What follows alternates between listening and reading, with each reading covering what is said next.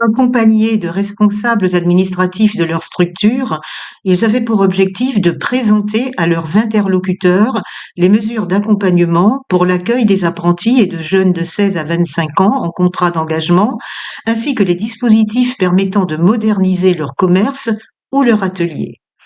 La matinée a débuté à la pâtisserie Saveur Madiquera, dont le responsable, Hugues Clédor, est en train de passer la main à une jeune femme qui se lance dans cette activité.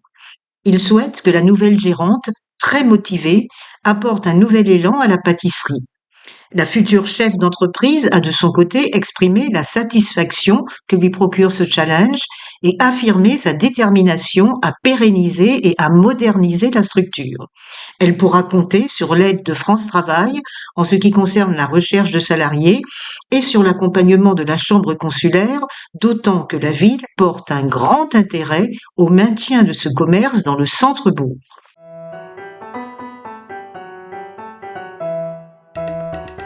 Lucien Gabriel, propriétaire de la bijouterie Galu Or, présente depuis des décennies à la rue Florent Hulot, a lui aussi reçu la visite de la délégation. Après lui avoir présenté ses outils et ses conditions de travail, le bijoutier a reçu d'elle un certain nombre d'informations sur la possibilité d'embaucher et pourra bénéficier à ce sujet de l'accompagnement de la CMAM, mais aussi recevoir des aides permettant de pérenniser son activité. Le groupe s'est ensuite rendu au marché couvert pour y rencontrer Hugo Rangon au délice Terrine, l'occasion pour le charcutier traiteur d'évoquer l'évolution et la modernisation de son outil de travail pour lesquels il pourra être accompagné.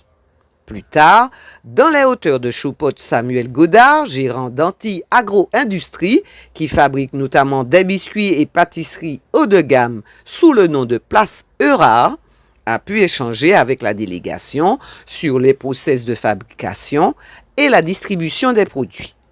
Lui ont été présentés les différents dispositifs d'accompagnement, tant en matière de modernisation que de recrutement de travailleurs.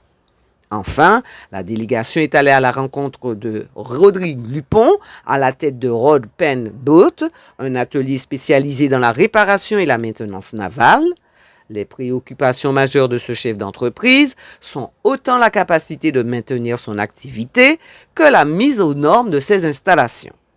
Son atelier se trouvant sur le port de pêche territorial géré par la CTM, il pourra bénéficier de l'accompagnement de la ville du François et de la Chambre des métiers et de l'artisanat dans ses échanges avec la CTM. La matinée s'est terminée par une visite de la place Dédé Saint-Prix. En accueillant des manifestations d'envergure, ce lieu contribue au dynamisme économique de la commune, à la grande satisfaction d'ailleurs des artisans et commerçants qui en sont à la fois les acteurs et les bénéficiaires.